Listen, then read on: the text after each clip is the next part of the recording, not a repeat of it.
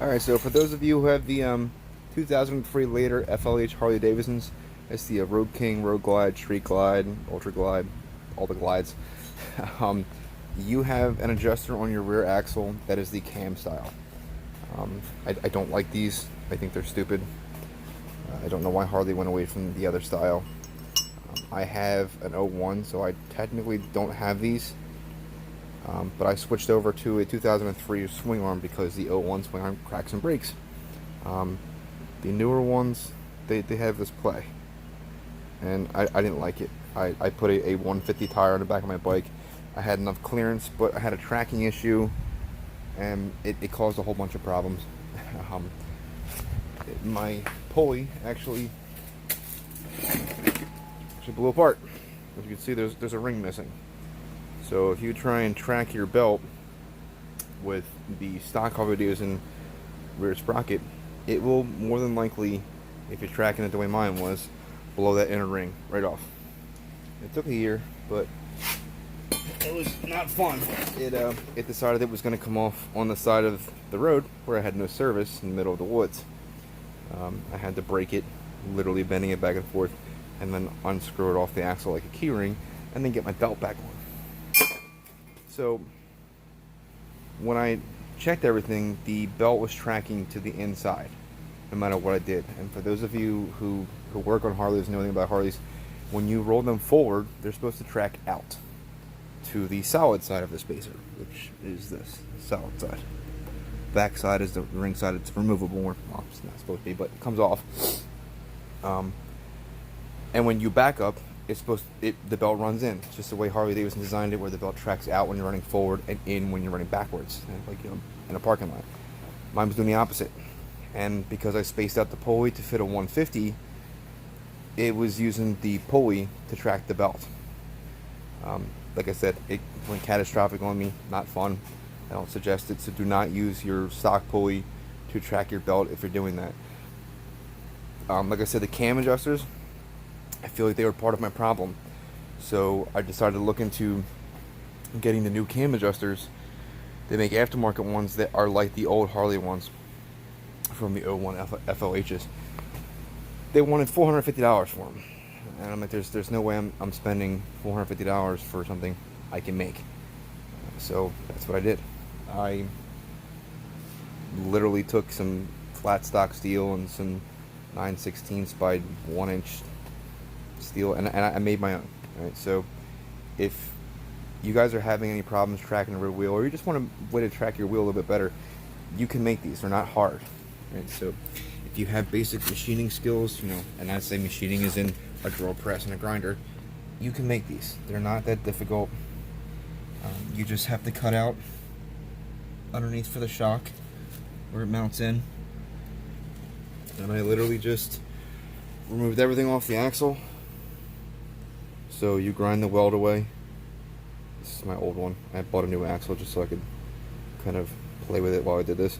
But you grind the weld away, and you can remove that nut and take that cammed washer out of there.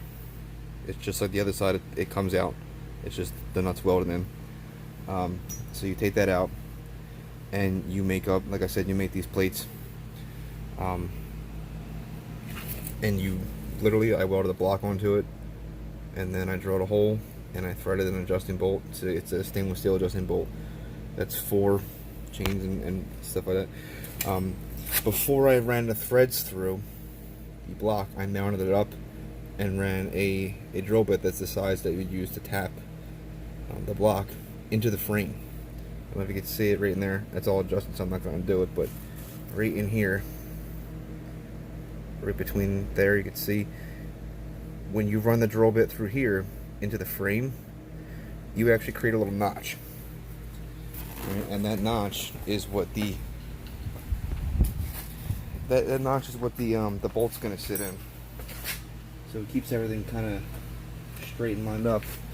And then you can either grind a bolt down, or like I said, you can buy the adjusting bolts. I don't have any there, but you just grind the tip of the bolt down a little bit so it fits in that hole. So this way, when you run your bolt out, it actually goes into that hole and keeps it centered right where it is. I just got done putting this together. Literally, I haven't even taken it for a ride yet, but it's now tracking the right way. My belt is now tracking to the outside when I rotate the wheel forward, and not necessarily all the way there. It's tracking more centered, which I'll accept. Like I said, these are not hard to build if you have just basic machining skills. Like I said, I have a drill press, a grinder, a welder. That's pretty much all you need. So if you have those things, you can build this. It cost me $30 maybe versus $450. Again, garage is a mess, always doing something. I'll mind it. Yeah, I mean, it's not hard. Like I said, and it just uses the same axle adjusting nuts or tightening nuts that you normally use. Same setup on this side. Now, if you notice on the other side, instead of re-welding it, before I put everything together, I tightened everything up and drilled a hole through it and ran a cotter pin through it. I could have just re-welded it, but I wanted to make it so if I need to get this side off or anything, I don't have to grind it back down again. I don't want to take more metal away than I have to, so I just did a cotter pin setup.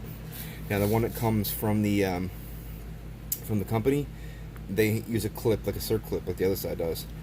I didn't have the machining for that. I don't have the axle, the longer axle. They use a longer axle, so I decided to use a cotter pin. You can either cotter pin it, you can run a safety wire through it like the racers do. Either way, it's just to keep it from the bolt backing out and you losing your wheel. The other thing is, this right now is all that's pitting. The chrome's coming off. This is not my original pulley. Right, this is actually off of, off of a CVO. And the reason I did that is because it's used, but again, they wanted, I don't know, $300 whatever dollars for a solid sprocket. Now I wanted something more solid because I don't want that rear ring blowing off again and me having a problem if it tracks wrong. So what I found was the CVOs are a different part number than the original rear pulley. And the reason that's important, I should have showed you guys this before I put it on. You can see it in there, right in here. There's bolts. You see there's another one up here, and there's another one down here. That ring on the inside, this ring here, that keeps the belt in there, it's not pressed in. The other one, the stock Harley one, is actually, when the ring goes over it, Harley just pins it over. Right, so they just peen it. So you see how they just made these little peens, and that's all it's holding that inner ring on. Is just those peens. Now that's for the stock belt, or pulley rather. Now Harley decided that for the CVOs, instead of having just that, they would, where it's peened over here, instead of it being peened, they ran a tap in, where a tap into it and bolted it. So there's 10 bolts all the way around holding that ring on. Now, it's not super strong, obviously, but it's stronger than just being peened over. The pressure of my belt tracking a little bit wrong blew this off. And when I look at the forums, it's not just me. Other people have had this issue when the belts don't track right or they try and run a pulley spacer in there. I now have a 1/4 inch pulley spacer in there so I can run a 140. Actually, it's a 145. That is used stock on the 03s. So my bike is slowly becoming a 2003 FLH, but that's another story. So if you are having any issues with your pulley, you can make those brackets, and also the rear pulley, especially if you're going to space it out because it may cause your belt to track in. Try and find a CVO or the Screaming Eagle rear sprocket. It is not solid, but is bolted on.